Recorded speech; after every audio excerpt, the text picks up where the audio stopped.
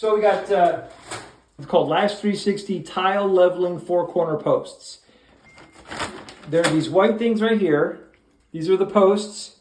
So these are to make sure that all your tiles are level. We slide this behind the first 2 tiles and then tile over this side.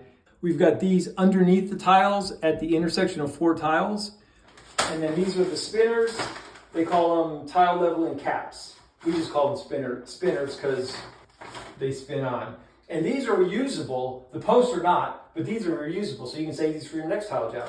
We're Amazon affiliates. Check the link in the description below. Once that's done and we've got all the tile lines cleaned out, and then you spin these little spinners on.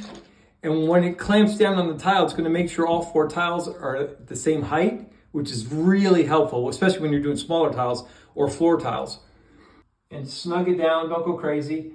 Tomorrow, after this is dry, we're going to hit it.